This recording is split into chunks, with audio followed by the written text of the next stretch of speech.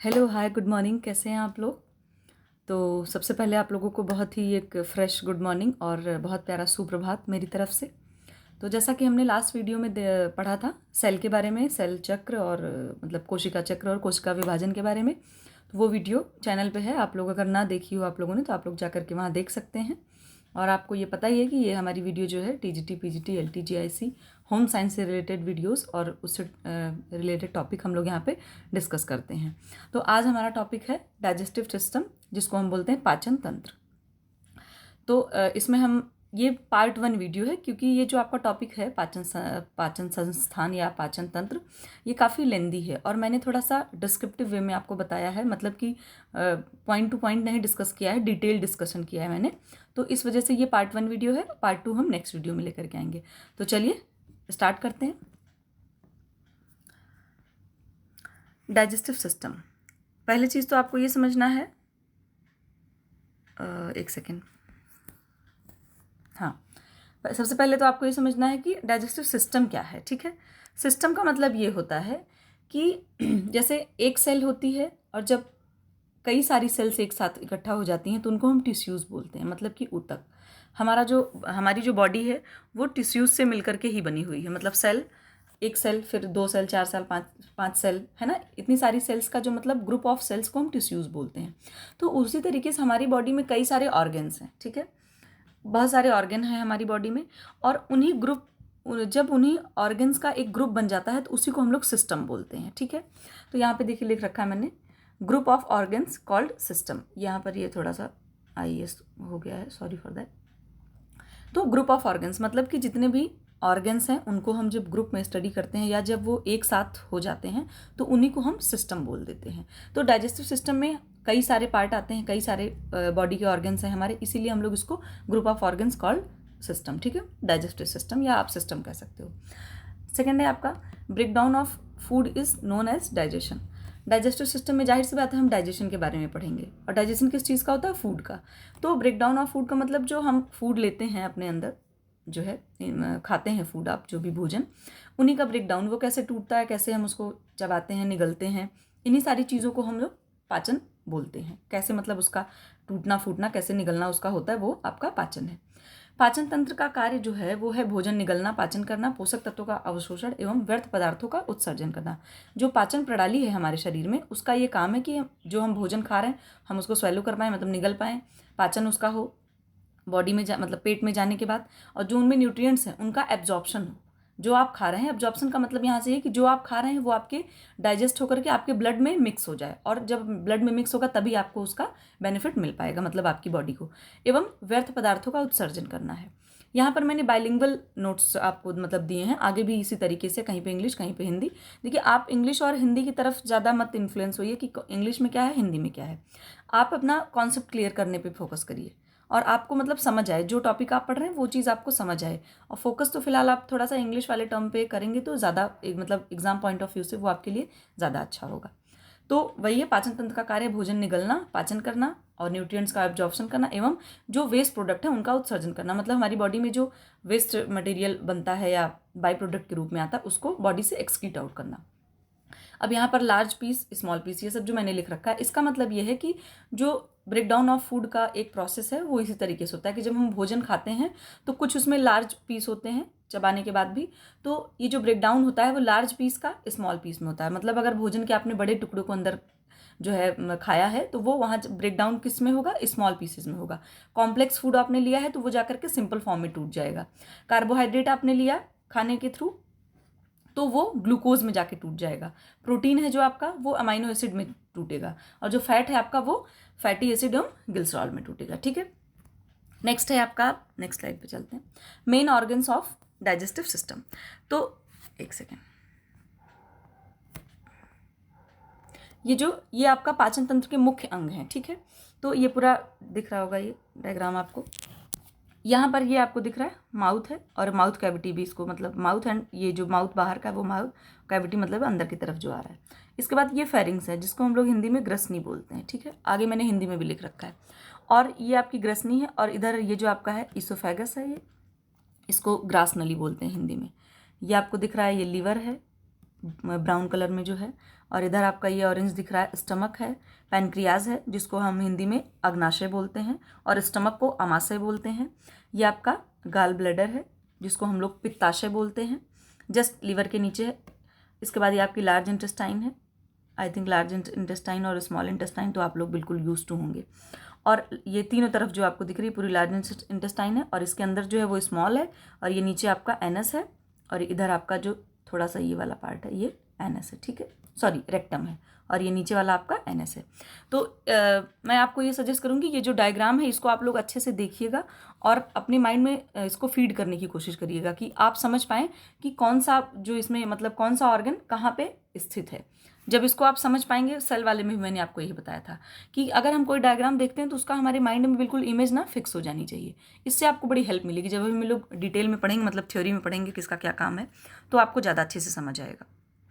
चलिए नेक्स्ट देखते हैं। नेक्स्ट है आपका माउथ। ये मार्कर यूज़ करने से थोड़ा सा ढक जा रहा है तो आप लोग, ये माउथ है।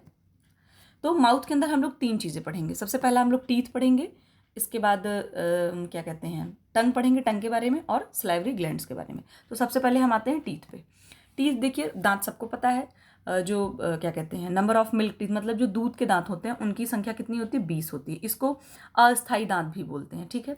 नंबर ऑफ परमानेंट टीथ 32 होते हैं, सबको पता है 32 दांत होते हैं। ये तो बहुत कॉमन सी बात हो गई।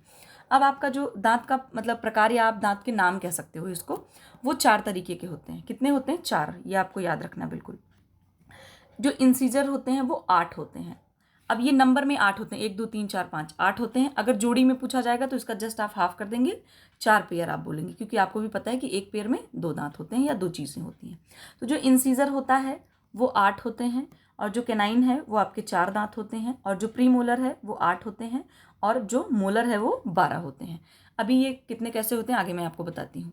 अब जो इंसीजर का आप देखिए, बॉडी में जो भी पार्ट्स हैं उनका कुछ ना कुछ काम है। तो जो इंसीजर है आपका, जो सबसे आगे होता है हमारा दांत, ऊपर के आगे के सबसे फ्रंट वाले 4 दांत, मतलब 4 ऊपर और 4 नीचे, उसी को इंसीजर बोलते हैं।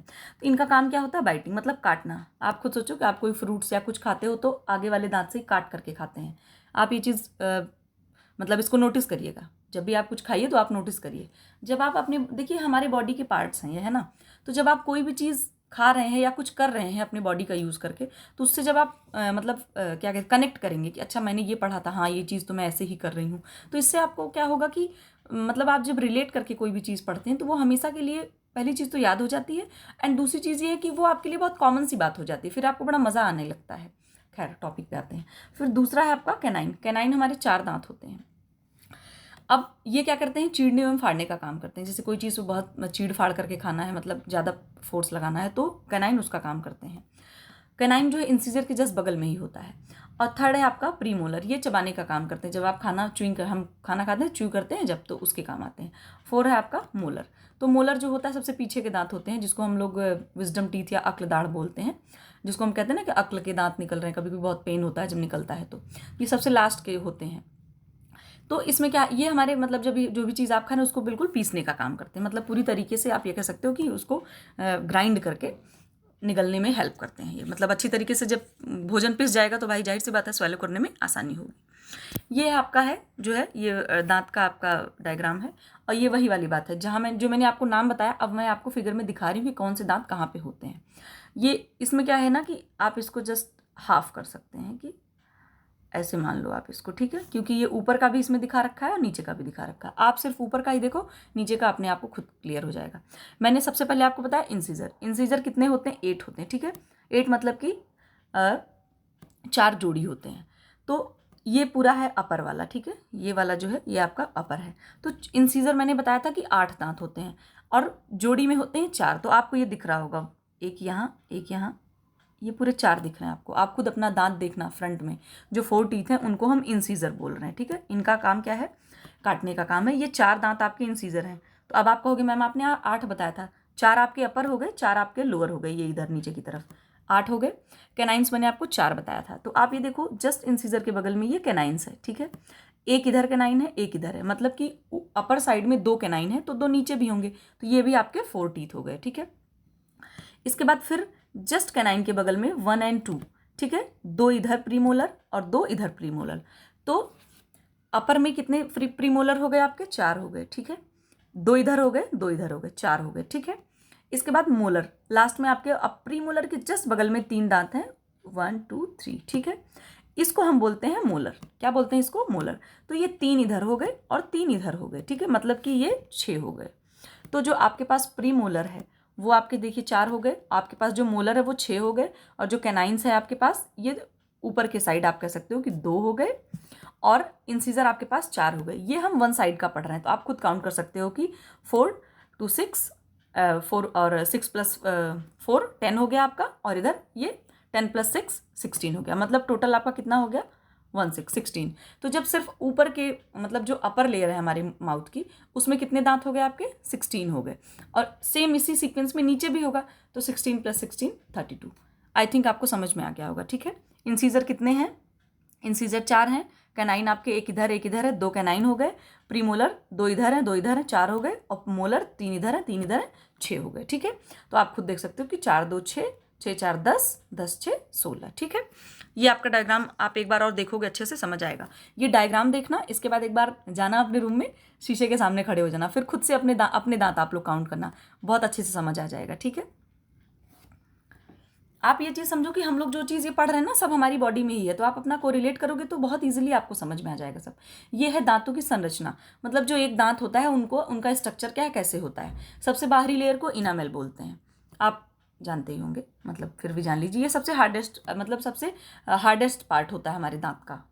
तो ये आपका इनामेल हो गया सबसे ऊपर, और उसके नीचे डेंटाइन होता है, और ये जो पल्प है, डेंटल पल्प, इसी में ब्लड वेसल्स होती हैं। ये देखो रेड टाइप का दिख रहा है, ब्लड वेसल्स का मतलब जो ब्लड सर्कुलेशन होता है, ब्लड होता है, वो इसमें होता है आपका, ठीक है।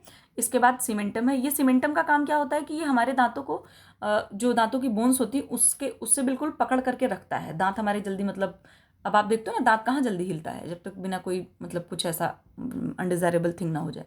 तो सीमेंटम का काम होता है कि हमारे जो बोन्स हैं उनको वो उससे जोड़े रखता है, और ये आपका रूट है, मतलब कि दांतों की जो रूट होती है, जड़ होती है। तो ये जो नीचे वाला मतलब सीमेंटम से रूट तक का पार्ट है, इसको हम रूट बोलते हैं। और ये जो जिसमें 3 चीज़ें आ रही हैं, इनामेल, डेंटाइन और ये आपका डेंटल पल्प, इसको हम क्राउन बोलते हैं, ठीक है। तो आपसे अगर क्वेश्चन पूछा जाए एग्जाम में कि जो है जो सबसे आउटर लेयर है दांत की, या जो दांत का सबसे बाहरी भाग है जो दिखता है, उसको क्या बोलते हैं, तो आप इसको क्राउन बोल सकते हो। सॉरी, क्राउन मतलब कि पूरा ये दांतों का शीर्ष होता है, जितनी चीज़ें बाहर मतलब दिख रही हैं, ठीक।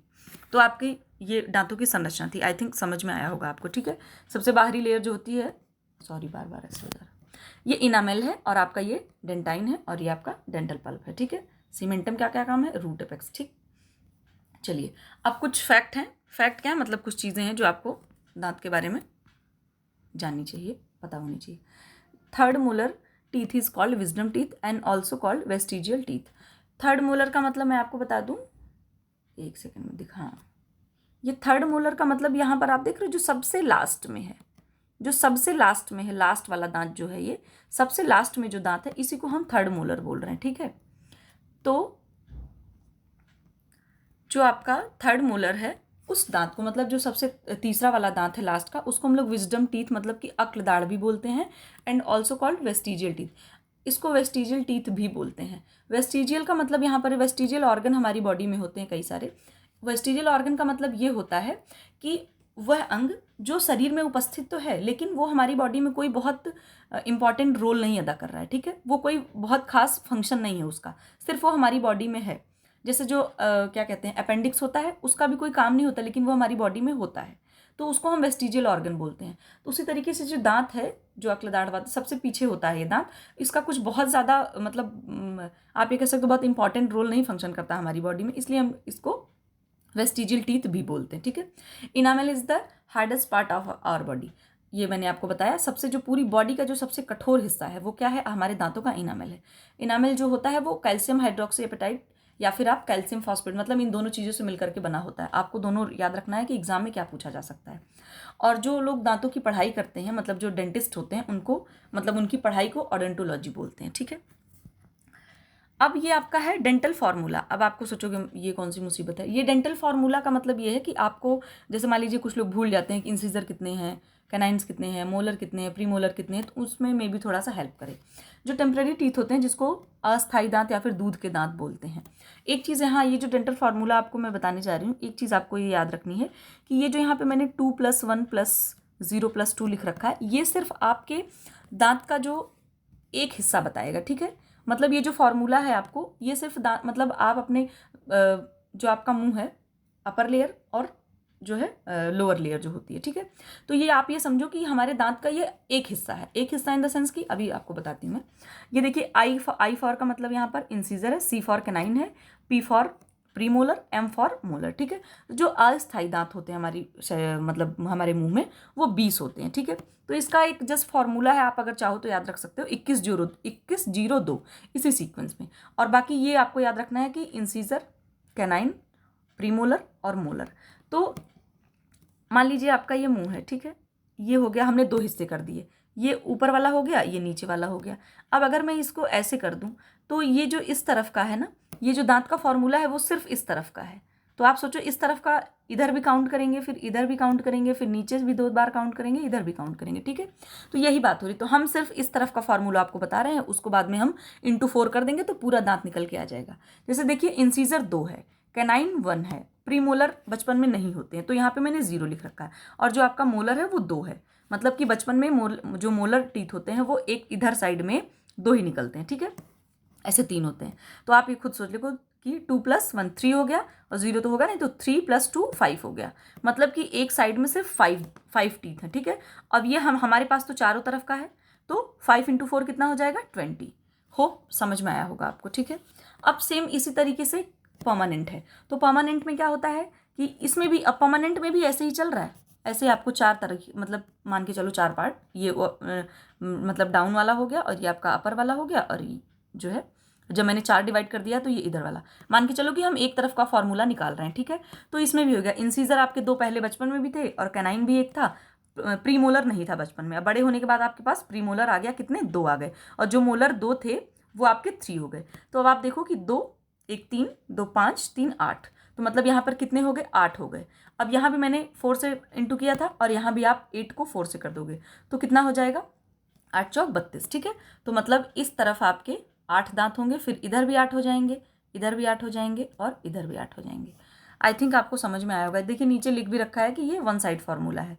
ये आप एक तरफ का याद रखोगे जो है, तो आपको ये याद हो जाएगा, ठीक है।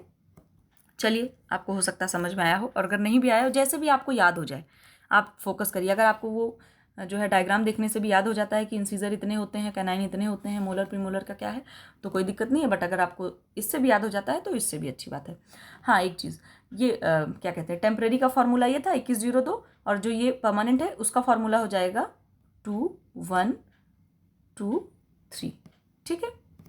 चलिए, अब नेक्स्ट हम देखते हैं। अब आपका है टंग। टंग में आपको ये जो हमारी टंग होती है, ये यहाँ पर गले में होती है ना, गले से ऊपर थोड़ा व्हाइट बोन से जुड़ी हुई होती है ये। और ये जो आपका पूरा मान के चलो स्ट्रक्चर ये मैंने खुद ही से बनाया था। इसमें आपको मेन ये याद रखना है कि जीभ का जो हमारा कौन सा हिस्सा किधर का है, और उससे हमें क्या स्वाद आता है, ठीक है। तो सबसे पहले जो आपकी आगे की होती है टिप, एकदम जैसे आप कोई भी चीज़ ऐसे करते हो, तो सबसे आगे का होता है, उससे हमें जो मीठे का स्वाद हमारे मुंह में आता है वो आगे वाले एड से आता है, जो सबसे आगे वाला इसका पोर्शन है उससे आता है। और इसके जस्ट बगल में जो होता है उससे सॉल्टी आता है। सॉल्टी मतलब थोड़ा सा नमकीन टाइप का, ठीक। फिर नमकीन वाले से थोड़ा ऊपर और जाएंगे तो उसको थोड़ा सा शॉर्ट टेस्ट आता है, जिसको खट्टा बोलते हैं आप। और जो सबसे बैक पोर्शन है टंग का, उससे हमें कैसा टेस्ट आता है, बिटर, मतलब थोड़ा सा कड़वा टेस्ट आता है, ठीक है। सेम इधर से भी, मतलब जो इधर आपके आ रही है, इधर से भी वही टेस्ट आएगा, और इधर से भी वही टेस्ट आएगा, समझ गए आप। तो आपको जीभ का इतना याद रखना है कि मतलब क्या कहते हैं, कौन सा किधर से टेस्ट आता है। एग्जाम में यही सब पूछा भी जाता है कि जैसे मान लीजिए आ गया कि जीभ के सबसे बाहरी हिस्से से कौन सा पाया जाता है, ठीक है, मतलब कौन सा टेस्ट आप कर पाते हैं, तो यही है। तो टंग में आपको याद रखना, और थोड़ा सा ये सीक्वेंस याद रखना है कि कहाँ से मीठा, कहाँ से खट्टा, कहाँ से कड़वा, कौन से पार्ट से कैसा स्वाद आता है, ठीक है। नेक्स्ट है हमारा सलाइवरी ग्लैंड्स। अभी हम ये जो हमने माउथ पढ़ा था, माउथ वाला पोर्शन ही चल रहा है, ठीक है। ये आपका पहले नंबर पे आपका टीथ था, सेकंड आपका टंग था, थर्ड हम अब सलाइवरी ग्लैंड्स पढ़ रहे हैं। हमारे बॉडी में 3 पेयर ऑफ सलाइवरी ग्लैंड्स होती हैं, मतलब जो स्वाद नहीं, इसको चलिए आप सलाइवरी ग्लैंड्स याद रखिए, हिंदी में कुछ बोलते हैं। 3 पेयर होती हैं, ठीक है। सबसे पहला आपका है सबलिंगुअल। यहाँ ये 2 होती हैं, पेयर की बात कर रही हूँ मैं, ठीक है। टोटल आपकी 6 होंगी, पेयर में कितने होते हैं, 2। तो जो सबलिंगुअल हैं वो 2 होंगी, सब मैक्सिलरी जो है वो 2 होंगी, और जो थर्ड है आपकी पैरोटिड, ये भी 2 होगी, तो 2 2 2 6 हो गई, ठीक है। पेयर में 3 होगी, और नंबर में 6 होंगी। जो सबलिंगुअल होती है सलाइवरी ग्लैंड, ये सारी सलाइवा सिक्रीट करती हैं, ठीक है। तो जो सबसे सबलिंगुअल है ये सबसे स्मॉलेस्ट ग्लैंड होती है। आपको एग्जाम में ये पूछा जा सकता है कि सबसे छोटी सलाइवरी ग्लैंड कौन सी है, तो you have to remember that कि सबलिंगुअल होती है, ठीक है। और जो आपकी ये पैरोटिड है ये लार्जेस्ट होती है। आपको इसका नाम और ये थोड़ा सा लार्जेस्ट और स्मॉलेस्ट आपको याद रखना है। दूसरी चीज़ याद रखनी है कि 1.2 लीटर सलाइवा जो है डेली हमारे मुंह से प्रोड्यूस होती है, ठीक है। और जो सलाइवा का पीएच वैल्यू होती है वो जो है 6.8 होता है, स्लाइटली एसिडिक होता है। आपको पता है ना कि 7 से नीचे जब जाता है पीएच मान तो जो है एसिडिक हो जाता है, और 7 से जब जैसे 8, 9, 10 उधर जा रहा है तो एल्कलाइन हो जाता है वो, ठीक है। All enzymes are protein. जितने भी एंजाइम होते हैं हमारी बॉडी में वो सब प्रोटीन के बने होते हैं, ठीक है। तो ये जो सलाइवा निकलती है इनमें कई सारे एंजाइम्स पाए जाते हैं, उन्हीं की हेल्प से हमारा जो फूड होता है उनका डाइजेशन होता है, ठीक है। और इट वर्क्स एज बायोकैटालिस्ट। जो एंजाइम्स होते हैं ये जैव उत्प्रेरक की तरह, जिसको मैं बायोकैटालिस्ट बोल रही हूँ उसको हिंदी में जैव उत्प्रेरक बोलते हैं। तो ये जो मतलब इनका जो काम होता है ये जैव उत्प्रेरक की तरह काम करते हैं। जैव उत्प्रेरक का मतलब ये है कि ये जो डाइजेशन है या आप कह सकते हो रिएक्शन, मतलब जब हम कोई चीज़ खाते हैं तो वो लार में मिलता है, तो ये जो एंजाइम होते हैं उन एंजाइम की वजह से जो स्पीड ऑफ रिएक्शन है ये बढ़ा देता है। कौन बढ़ाता है? एंजाइम्स बढ़ा देते हैं। क्यों? क्योंकि ये कैटालिस्ट की तरह से काम कर रहे हैं, तो ये रिएक्शन को बढ़ा देते हैं जिससे हमारा फूड जो है तेजी से, या आप कह सकते हो कि आसानी से डाइजेस्ट होने की तरफ आगे बढ़ता है, ठीक है। टाइलिन और amylase helps in carbohydrate digestion. Carbs का मतलब कार्बोहाइड्रेट है यहाँ पे। कहने का मतलब सलाइवा में टाइलिन और जो ये एंजाइम होता है टाइलिन और अमाइलेज, ये कार्बोहाइड्रेट के डाइजेशन में हेल्प करता है। Lysozyme responsible for kills bacteria. Lysozyme भी एंजाइम होता है जो सलाइवा में पाया जाता है, और ये क्या करता है, अगर आपने अपने फूड के साथ कोई भी बैक्टीरिया या कोई भी इन्फेक्टेड चीज़ चली गई है तो वो पेट में जाने से पहले ही आपके मुंह में ही लाइसोजाइम उस बैक्टीरिया को किल कर देता है, ठीक है। अब आपका दूसरा पार्ट है, हमने पहले मुंह पढ़ा, मुंह के बाद आपका दूसरा आता है ग्रसनी, ठीक है। ग्रसनी जो है ये क्या है, एक पाइप नुमा एक स्ट्रक्चर होता है, और ये क्या कहते हैं, इसके साथ मतलब कि दो चीज़ें जुड़ी हुई होती हैं। लाइक आप ये समझ सकते हो ऐसे, ये मान लीजिए आपकी ग्रसनी है और इसके साथ ही एक और ऐसे जुड़ी होती है। तो ये जो पीछे वाली होती है इसको विंड पाइप बोलते हैं। अभी आगे आपको बताएंगे क्या बोलते हैं। विंड पाइप मतलब श्वास नली आप कह सकते हो। और लिख रखा देखिए, एक फूड पाइप, ये जो आगे वाली ये फूड पाइप है, ये पीछे वाली जो है वो विंड पाइप है, ठीक है। No digestion takes place in pharynx. Pharynx को हिंदी में ग्रसनी बोलते हैं। जो ग्रसनी होती है इसमें कोई भी खाना डाइजेस्ट नहीं होता। जैसे मुंह में हमने थोड़ा थोड़ा देखा कि कार्बोहाइड्रेट का डाइजेशन हुआ और लाइसोजाइम ने बैक्टीरिया को किल किया, बट जो आपकी ग्रसनी है इसमें कोई डाइजेशन नहीं होता है, ठीक है। कोई टेक प्लेस नहीं होता। बस ये एक रास्ता है। कैसा रास्ता है कि मुंह से खाना ग्रसनी से होते हुए आपके स्टमक में आ जाए, ठीक है। आप ये कह सकते हो कि ये एक रास्ता है। अच्छा, अब है pharynx is a part of respiratory system. कहने का मतलब ये जो आपका रेस्पिरेटरी सिस्टम है, मतलब कि श्वास से संबंधी जो संस्थान है आपका, तो ये रेस्पिरेटरी सिस्टम में भी काम मतलब भूमिका निभाता है और डाइजेस्टिव सिस्टम में भी, मतलब कि ये बोथ, इसका दोनों काम होता है। रेस्पिरेटरी सिस्टम में भी ये करता है काम अपना, और डाइजेस्टिव सिस्टम में आप देख ही रहे हो कि खाना इसके थ्रू होके आ रहा है, ठीक है। फूड पाइप आगे वाला जो है ये। Length of pharynx is 5 to 6 inch. ये जो इसकी मतलब लेंथ है वो कितनी है, 5 to 6 इंचेज होती है। इसमें आपको मेन ये याद रखना है कि इसकी मतलब लेंथ क्या है और ये कहाँ कहाँ इसका रोल है। एग्जाम में ये पूछा जा सकता है कि ग्रसनी जो है कहाँ कहाँ पे रोल, मतलब इसका क्या क्या फंक्शन है। क्या ये रेस्पिरेटरी सिस्टम में पार्टिसिपेट करता है, डाइजेस्टिव सिस्टम में करता है, दोनों में करता है या नहीं करता है। आप जो है एग्जाम में आपने दिया होगा या अभी भी आप प्रीवियस ईयर क्वेश्चन कर रहे होंगे, तो एग्जाम का क्वेश्चन तो मतलब जैसा आता आपको पता ही होगा। तो आपको ये चीज़ें दोनों याद रखनी है, ठीक है। नेक्स्ट है आपका एसोफेगस। जो उधर ये जो फूड पाइप थी इसी को हम ये इधर वाली, तो एक सेकेंड, ये जो आपकी आगे थी, मतलब कि इसोफेगस को हम फूड पाइप भी बोलते हैं, आहार नाल आप कह सकते हो इसको, ठीक है। 25 सेंटीमीटर लॉन्ग होती है, लोकेटेड बिहाइंड ट्रैकिया। जो आपकी श्वास नली थी पीछे भी मैंने ड्रॉ करके बताया था,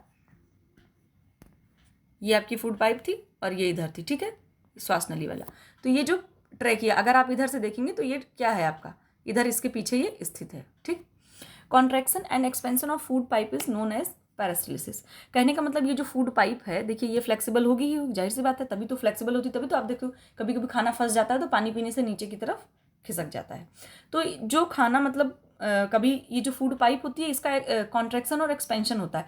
कहीं पर ये सिकुड़ जाती है, कहीं पे ये फैल जाती है। तो इसका जो सिकुड़ना और फैलना होता है फूड पाइप का, इसी को हम लोग क्रमाकुंचन बोलते हैं। क्योंकि इसकी वजह से क्या होता है कि जो खाना होता है नीचे नीचे खिसकने में ये हेल्प करता है। और कभी हम जैसे हमने कोई लिक्विड खाना खाया तो वो आसानी से चला जाता है। कभी कभी आप देखते होगे कि हमने कोई बहुत मतलब खाने का कोई बड़ा पार्टिकल चला गया या कोई हमने कच्चा पदार्थ खाया, तो इसी वजह से जो फूड पाइप में जो कॉन्ट्रैक्शन और एक्सपेंशन की जो कैरेक्टरिस्टिक है, इसी वजह से मतलब फूड पाइप मतलब खाना जो होता है आपका वो नीचे जाने में मदद मिलती है। इसके बाद आपको एपिग्लॉटिस। एपिग्लॉटिस एक, आप ये समझ लो कि ये कैपनुमा एक संरचना है। कैपनुमा मतलब ये ढक्कन टाइप का लगा होता है इस जगह पे। और ये ढक्कन क्या करता है, मतलब एपिग्लॉटिस को मैं बता रही हूँ आपको आम लैंग्वेज में, ढक्कन टाइप का काम करता है। और इसका काम क्या होता है, it prevents entry of food in wind pipe. कहने का मतलब जैसे आप कभी देखते हो ना कि खाते खाते अगर आप बोल रहे हैं तो खाना फंस जाता है, इसी तरीके से ये एपिग्लॉटिस जो होता है, जैसे आप खाना खाते हैं समझिए, तो ये तुरंत खिसक करके आप समझो कि ये विंड पाइप पे चला जाता है, जिससे जो आपका फूड है, मतलब जो आप खा रहे हैं, वो फूड पाइप में ही एंटर करे, ये विंड पाइप में ना चला जाए। क्योंकि श्वास नली में जैसे ही खाना जाता है तुरंत हमें खांसी आने लगती है। तो एपिग्लॉटिस का काम आपको एकदम अच्छे से याद रखना है कि ये क्या करता है, प्रिवेंट करता है, खाने को श्वास नली में जाने से बचाता है। ठीक है, अब आपका है स्टमक। स्टमक में ये आपको स्टमक का डायग्राम दिख रहा है। स्टमक जो काफ़ी डिटेल मैंने डिस्कस किया है, तो आपको अभी आगे दिखेगा। ये मेरे हैंड रिटन नोट्स हैं, मुझे इसमें ज़्यादा सही लगा तो मैंने सोचा आपको थोड़ा डिटेल बताया जाए। सबसे पहले तो ये आप डायग्राम पे फोकस करो। ये देखो, ये इसोफेगस जो आती है, इसोफेगस क्या था उधर, फूड पाइप। फूड पाइप जो होती है आपकी, ये स्टमक मतलब आपके आमाशय से, आमाशय को पेट भी बोलते हैं और उदर भी बोलते हैं। ठीक है, स्टमक तो सब लोग जानते ही होंगे। ये आपका इसोफेगस, वही जो नली ऊपर से आ रही थी, ये यहाँ पर जुड़ती है। ठीक है, तो ये क्या है, गैस्ट्रो इसोफेगल जंक्शन है। यहाँ पर ये आकर के जो आपका आमाशय है और इसोफेगस, ये जो पाइप ऊपर से आ रही थी, ये दोनों यहाँ पर जुड़ रहे हैं, इसलिए जंक्शन। आप देखते हो ना कि दो चीज़ें जुड़ती हैं, जंक्शन बताते हैं इसको। और ये जो सबसे ऊपर पार्ट होता है इसका, मतलब आमाशय का, उसको फंडस बोलते हैं। ये इसकी बॉडी है, मतलब मेन है, ये मिड पार्ट है इसका, इसको बॉडी बोलते हैं। और ग्रेटर कर्वेचर, यहाँ पर ग्रेटर कर्वेचर का मतलब ये है कि ये आप देख रहे हो कि घूमते हुए आ रहा है। ये आमाशय को एस लाइक स्ट्रक्चर भी बोलते हैं, कि ये देखो एस नुमा थोड़ा सा आपको दिख रहा है ना, इधर से घुमाव है। ये ग्रेटर कर्वेचर का मतलब यहाँ पर ये काफ़ी अच्छा घुमाव है इस पर। ठीक है, पूरा अच्छे से घुमाव दिया गया है। और ये नीचे आपका एंट्रम पार्ट है, और ये आपका डियोडेनम है। जो डियोडेनम है ये तो स्मॉल इंटेस्टाइन का पार्ट है, लेकिन ये जहाँ पे डियोडेनम और आमाशय ये दोनों जुड़ते हैं, इसको पाइलोरस बोलते हैं। पाइलोरस द्वार भी इसको बोलते हैं। पूरा ये यहाँ पर कनेक्ट हो रहा है, मतलब कि क्या कनेक्ट हो रहा है, डियोडेनम और आमाशय जो यहाँ पे कनेक्ट हो रहा है, उसको हम पाइलोरस गेट या पाइलोरस द्वार बोलते हैं। यहाँ पर लेजर कर्वेचर, यहाँ पे बहुत ज़्यादा घुमाव नहीं है, इसलिए इसको हम थोड़ा सा कम कर्वेचर बोल रहे हैं। ठीक है, तो आई थिंक आपको ये समझ में आ गया होगा कि ये जो पूरा है, आप मतलब ये डायग्राम देख करके एक आप स्ट्रक्चर समझ जाओ। इसके बाद आगे आपको पता चलेगा कि कैसे क्या इसका फंक्शन है, वो हम चलिए पढ़ते हैं। आप लोग एक बार थोड़ा सा बताइएगा कमेंट सेक्शन में कि ये जो मैं हैंड रिटन नोट से आपको समझा रही हूँ, ये आपके लिए ठीक है, या फिर मैं मतलब पीपीटी में टाइप करके ही आप लोगों को बताऊँ। तो आप जैसा बताएंगे वैसा होगा। हालांकि मैंने अपने नोट्स इसलिए इसमें इंक्लूड किए क्योंकि इसमें प्रॉपर काफ़ी डिटेल लिखा हुआ है, तो आपको ज़्यादा समझ में आएगा। और पीजीटी जीआईसी आप देख ही रहे हैं कि मतलब जो एक स्टैंडर्ड पेपर आता है। और देखिए, कॉम्पिटिटिव एग्जाम के लिए आपको पूरा कॉन्सेप्ट पता होना चाहिए, तो आपको पढ़ने से नहीं घबराना है।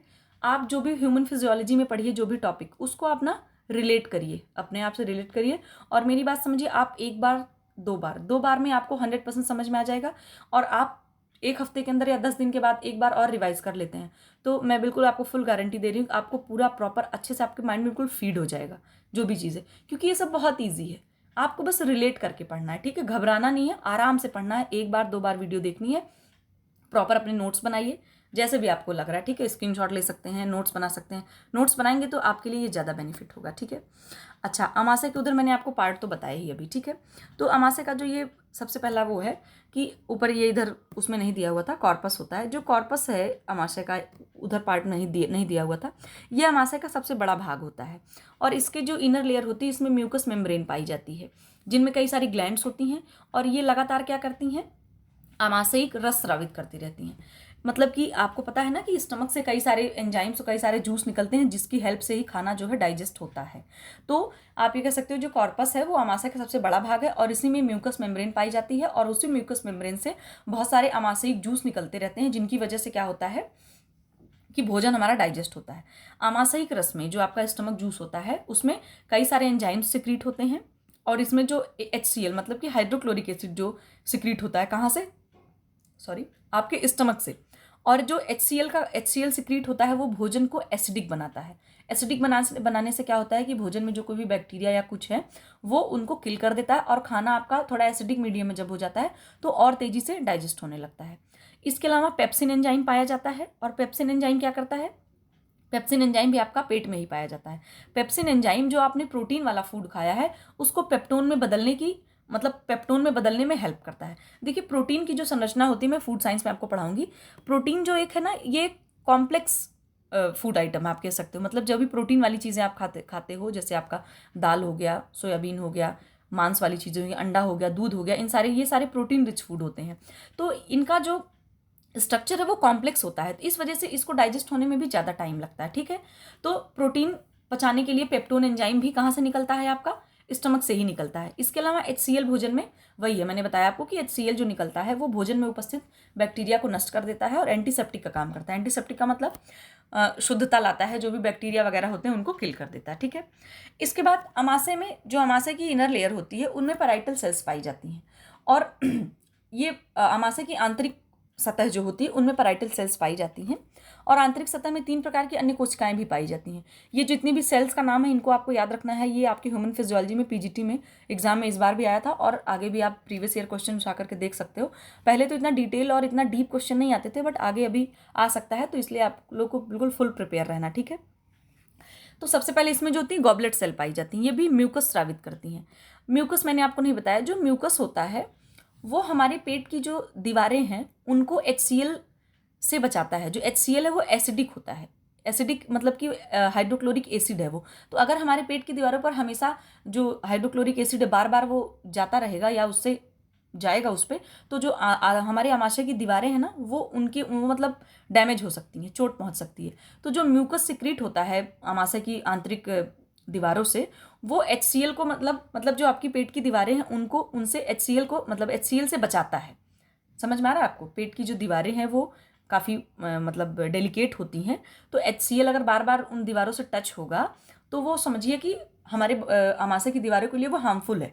तो जो म्यूकस स्रावित होता है, म्यूकस सिक्रीट होता है, वो उससे बचाता है।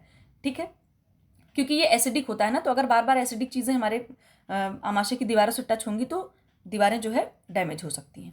दूसरी आपकी जो होती हैं सेफ्शल होती हैं, ये पेप्सिनोजन और गैस्ट्रिक लाइपेज एंजाइम स्रावित करती हैं। पेप्सिनोजन जो होता है ये इनएक्टिव फॉर्म होता है। ठीक है, और पेप्सिनोजन भी प्रोटीन के डाइजेशन में हेल्प करता है, और गैस्ट्रिक लाइपेज जो होता है ये फैट को डाइजेस्ट करने में हेल्प करता है। और तीसरा है आपको एंडोक्राइन सेल्स, अंतःस्रावी कोशिकाएं होती हैं। यह कोशिका गैस्ट्रिक नामक हार्मोन स्रावित करती है। कुछ एंजाइम्स भी निकलते हैं, कुछ हार्मोन्स भी निकलते हैं। ठीक है, तो आपको ये चीज़ याद रखनी है कि एंजाइम मतलब किसका नाम एंजाइम है और किसका नाम हार्मोन है। ठीक है, तो ये जो गैस्ट्रिक हार्मोन निकलता है ये भी आपका स्टमक से ही निकलता है। गैस्ट्रिक हार्मोन को शॉर्ट फॉर्म में आप G सेल भी बोल सकते हैं। देखिए G सेल लिख रखा है। ठीक है, और गैस्ट्रिक लाइपेज जो होता है फैट डाइजेशन के लिए होता है, ऊपर देखिए मैंने अभी आपको बताया था।